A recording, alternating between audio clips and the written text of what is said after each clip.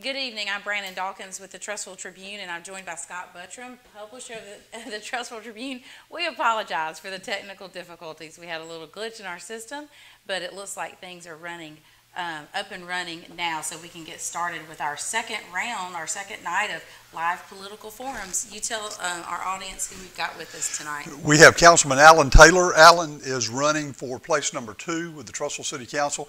He is facing John Payne as his challenger. We invited Mr. Payne, but he was not able to make it tonight, so we will just have Councilman Taylor here answering questions, and he has graciously agreed to be here by himself and do it solo. That's right, so we'll get started. We will.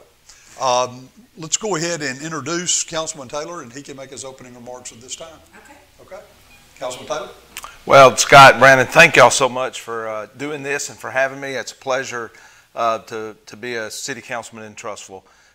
Been a city councilman the last 4 years, and it's been a great 4 years. We've seen a lot of success in our city.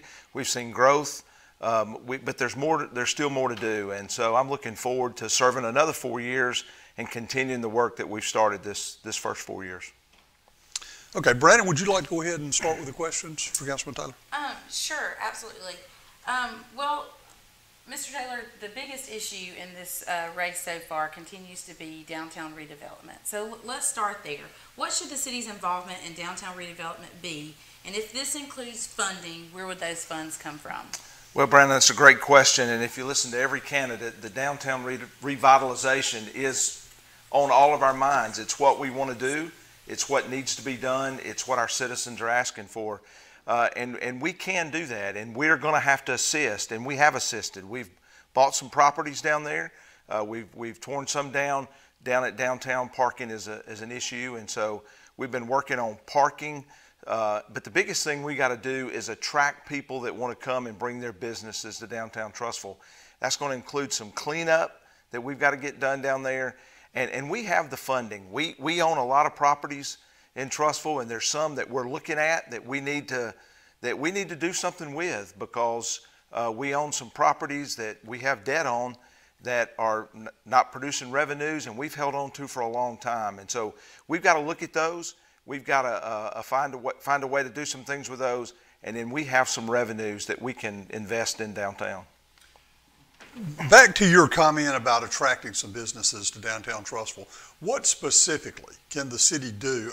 And I understand upgrading and improving infrastructure is a big part of that, but beyond that, what specifically can the city do to attract businesses to the downtown area? Well, there's a lot of things we can do. One is we've got to go out and search those people out. We need to be proactive in going out and finding these businesses. As I travel around the city and the state, you know, you hear people that say, you know, we want to come to Trussville. We want to have a business in Trussville. So we need to first go out and seek them and tell them we want to have them in Trussville. Then we have ways. There's ways we can give them tax abatements, but there's also other things that we can do to offer financial help for them to come and bring a business that's going to produce revenues for Trussville. Staying on that theme, when you mention recruiting businesses to downtown, would that come from contracting with an outside recruiter, or could that come from creating an office within the city that recruits business, industry, things like that on behalf of the city on a full-time basis? It really could come from both, and I think that's an option that we need to explore. Right now, we get some help from some people in the business, in the real estate business, that's trying to help us with properties and with people looking to come to Trussville. But we also may need down the road to look at having our own person, our own economic development person, to come and help us go out and search those out. You know, Trussville's in that area where, you know, we're not a big city, but we're not a small city. So we had great growth, but, you know, we're that 20,000 people mark, and that's where we need to start looking at those kind of things. Mr. Taylor, you mentioned a little bit about, you know, cleaning up downtown as a part of the process of redevelopment, but if you had to say what's the greatest obstacle to downtown redevelopment, what would it be? Well, I think the greatest obstacle has been us just not getting things done. We know what needs to be done. We have a downtown redevelopment authority that has done an outstanding job. We've contracted with an architect that has a great plan, And so we have a focus for downtown, and we did not have that for a long time. And I can tell you that focus has really gained some strength in the last 2 years, as we said we need to focus on a quadrant, and that's what we're doing now in downtown. And we need to get in there. We've bought some properties, but if you ride through there today, it's still not attractive. And we need to get in there and clean it up, fix the sidewalks, help some of these businesses to make their business look more attractive. And we've started that process. Downtown Redevelopment has started a grant program, and where these businesses can apply for a grant to help, do some facelift on their businesses. And that's what we need to do to help. I'm glad you actually didn't follow up on that, Vicky. I'm glad you mentioned that, because that's a question I get asked a lot. People see the pictures of that plan. We show them on the website a lot. They're in the newspaper a lot. But they do, I think people wonder, how is a business owner supposed to follow that exactly? And is it going to be through the grant process? Well, that's one of the ways. We've had businesses that's wanted to locate here that's talked to us, the council, through the RDA about some tax abatements and those kind of things. But yeah, we've put this grant program in place so that businesses can come and apply to have us help them uplift and help their buildings, and that's what it's in place for. You mentioned the grant program, and that's a fairly new program that was brought to the council by the Redevelopment Authority very recently, but we still don't have a funding mechanism for that grant program.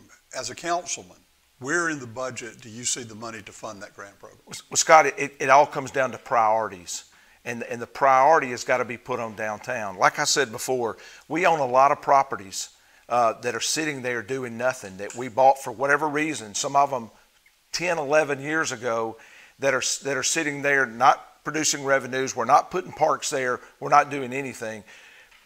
This year alone, we're about $1 million ahead of revenue. There is revenues that are available, but we got to focus them there, and we have not done that. We have not put those focuses on those areas that we say that are important to us. And this council that's sitting right now has tried to change that and to move us toward focusing on that really one quadrant in downtown. You mentioned the surplus properties. So just to be clear, you would favor selling off some of those properties and investing that money in downtown? I say we either got to sell them off, or we got to use them for what we said we were going to buy them for originally.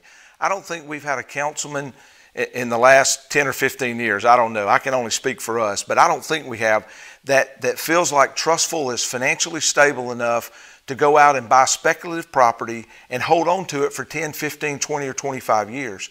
So we've bought those properties, we're holding on to them, we also have debt on them, and we either need to turn those properties into revenue producers, we need to build parks there. That was a big theme at the last forum, is we need parks.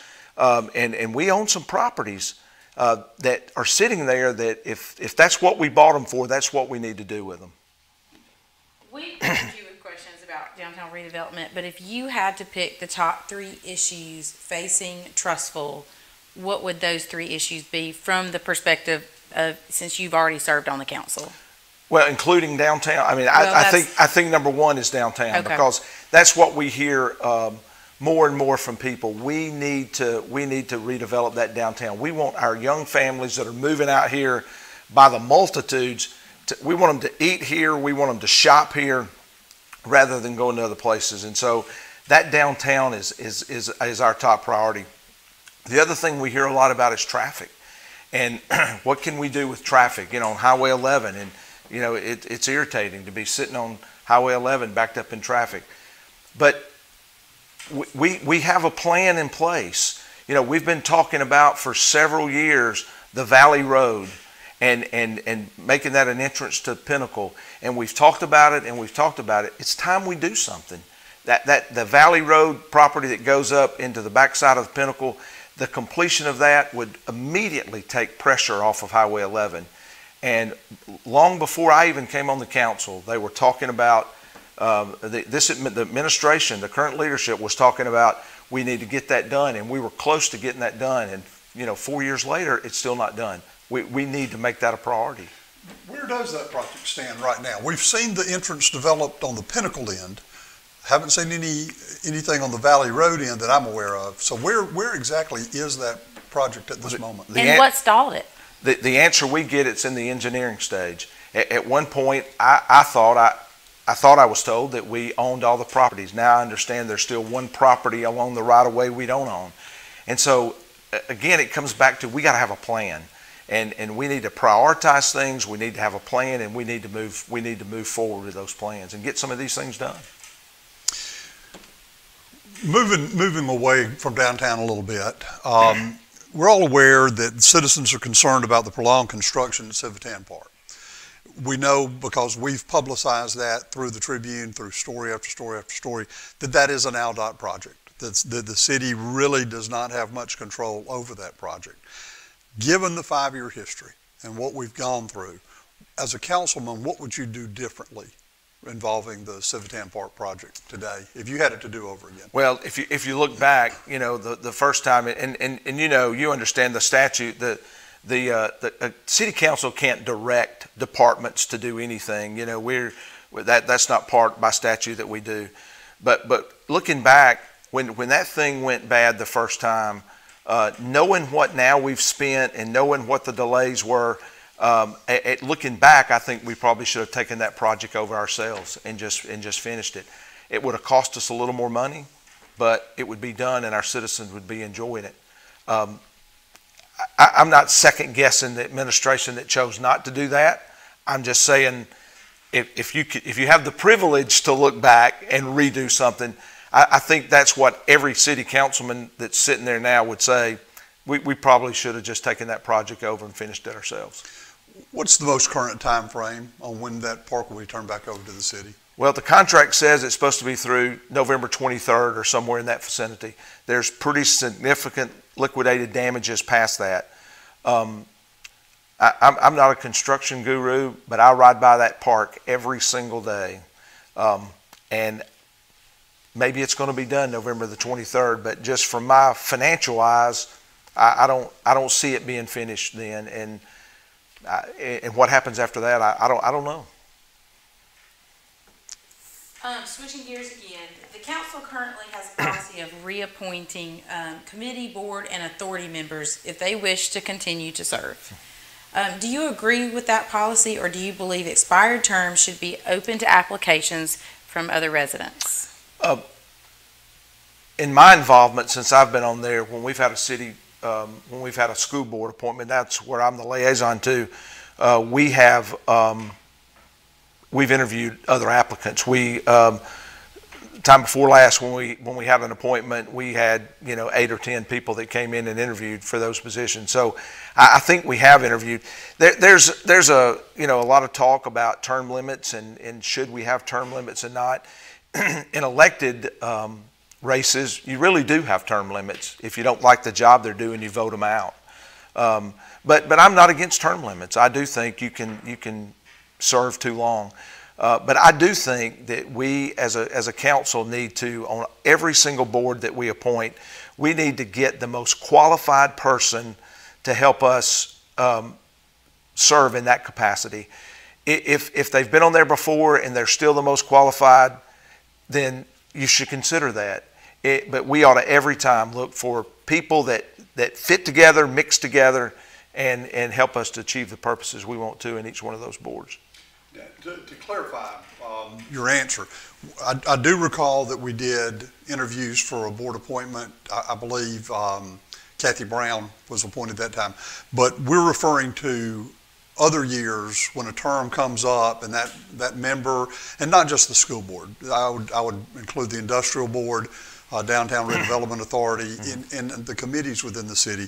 The policy seems to be that when those openings come, if that individual whose term is expiring would like to continue to serve, that reappointment comes without opening it up or without interviews. So that's specifically what we're addressing. Yeah, and in the other areas, I can't speak exactly to how they go through the process. I know typically the way that it happens is the liaison assigned to that particular area works with the area or the current board, and they talk through that, and then they present back to the council their recommendation.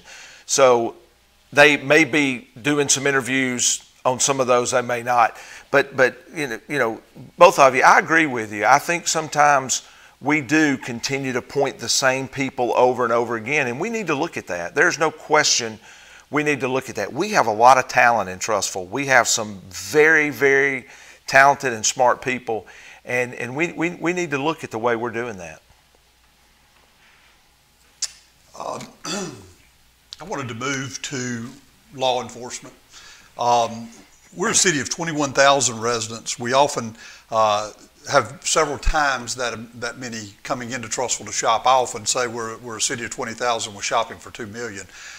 We may not be too far off that on some occasions, though that might be somewhat of an exaggeration. But in order to keep people coming to Trussville and shopping, they have to feel safe when they come here. Are we providing enough for our police force? Is our police force staffed to the point, not that they can just cover a city of 20,000 people, but they can protect these tens of thousands of people who come to Trussville to shop? Yeah, and Scott, really, police is a high priority for all of us because we want to have a safe city, and I think we are. You know, when I don't remember one time that our police chief or our fire chief has come to us and said, look, I need people, I need help, that we hadn't responded. I don't remember in my 4 years of being on here where we said, no, you've got enough people. If they've come to us and they've brought those people, we've approved them because it's important to us. We will, after we finish completion of our 2 schools, our 2 new elementary schools, we're going to have 9 resource officers. We have 9 officers that the city picks up the tab for to put in our schools. Why are we doing that? We want our schools to be safe. We want our kids to be able to come to school and feel like I can be there and I don't have to worry. We want parents to feel like I can drop my kids off there and they're going to be safe. And so we've done that. And I tell you another advantage of having SRO officers in our schools is our children, especially at the elementary age, and Bill Roberts, who's our past school board president, said this the other night so eloquently. Those kids are growing up with a smiling face in a police uniform that's there to help them and there to assist them and there when they fall down to pick them up, and they're seeing a positive police officer working with them when they're young, and hopefully they'll grow up to say, you know what, these guys are our friends. They're here to help us. And so I think that's another part of having a SRO in the school. The SRO program is a great example of a crime prevention program in the city. But are there any other additional crime prevention measures that the city could provide or that the council feels passionate about? And what would those measures cost? Well, I mean, obviously, we want to make sure that we have enough patrol officers on the streets and patrol in our shopping centers. You know, the crime, typically is going to happen in our shopping centers in those areas, and we want to have enough police officers patrolling the streets and being there so that when the call happens, when something does go wrong, that we have enough there to respond. And while they're responding, we have enough officers to be still in other areas. You know, we're in a unique situation too in Trussville because we're in an area where 2 major interstates intersect, and so there's also things on the interstate that happens. There's drug trafficking. There's all these things that happen that our guys have to respond to, and I'm going to tell you, they do a great job. And we just need this council right now has supported our police, and we need to continue to do that. And I think we will. I think our plan is to continue to support them with whatever they need. Councilman Taylor, we've talked a lot about the assets of Trussville that the community has to offer. What is Trussville's greatest liability? I think right now probably it's our appearance. It's just, when shopping centers, our roads aren't terrible. I mean, there's some that need work, but when you drive into our downtown, it's just not appealing. It just doesn't catch your eye. I think of some of the cities that's done revitalizations, and you drive in and you just say, man, this is a charming town. Well, that's what we want Trussville to be. That downtown needs to catch people's eye. And when they drive in downtown, they need to say, I want to stop here. I want to find out what's going on. So I think that's probably our biggest issue right now is what it looks like, and we've got to address that. We've got to fix it. You want to go ahead? Sometimes you hear people discuss whether or not, all council members are at large, on the Trussville City Council, should we have districts? Is that something we need to look more seriously at, considering our size and population? You know, again, we're growing so fast, and we have over the last 4, 8, 12 years, we've grown so fast. And you know, when you're a city of 10 or 12,000 people, it really doesn't make sense. It also, when you're growing fast, it would be a continuous redistricting to make that happen. But I think if we continue to grow at the pace we have, that's something we're going to have to look at to make sure all areas are represented. Right now, it's an at-large election, and we're assigned different departments or divisions within the city. But if we continue to grow like we're growing, we're going to have to look at that. Councilman Taylor, you've served one term. You're coming to the end of your first term. We need to slow down and make sure we understand all the facts. We understand that the things we're being told are really the things that are going to happen. And so that's probably early on the biggest mistake I made. This is a question we didn't have charted, but it's become an issue. It popped up a little bit in our political forum that took place at the Civic Center last week. And I think it's something that the people of Trussville probably are wondering about. Do you think Trussville needs a city manager? Well, you either have a full-time mayor or a city manager. You know, the mayor in our system really is the city manager. And so I think it's really a philosophy. If you have the right person, the right CEO in the city, then the mayor can be that manager. But we've got a big budget now, and we need to have an emphasis on finance. I think that's what I've brought to the council. That's my background is finance, and I think I've been able to help there. But we either need to go to a part-time mayor and a city manager, or we need to make sure we elect a mayor every time, not just this time, but every time. We need to elect one that can run our city on a day-to-day basis. And if they can, they're really serving as the city manager. The council voted, your council, your administration, voted unanimously to raise the mayor's pay. That will begin with the next administration. So I guess that's your answer of what you think is who the administrator should be. It is, and that's what we've, for now, for our size city, that's what this council decided. We've talked to, and before we did that, we talked to cities that have both. We've talked to cities that the mayor is the CEO. We've talked to the cities where they have a city manager. They both have good points. They both have downfalls. But for our size city and who we are, and the people that we have, you know, to choose from, I think it was the right decision for this term. We may choose next time to do something else. Well, Councilman Taylor, we appreciate you joining us. I know this was like the question firing range, being out there by yourself. So you're a good sport, and we appreciate you doing it. And now we're going to give you the opportunity to make some closing remarks. Well, thank y'all so much for doing this, and it's an honor for me to serve our city. Long before I started or even thought about becoming a city councilman, I was out here working in our city. I've served on the Trussville City Schools Foundation that raises money for our students.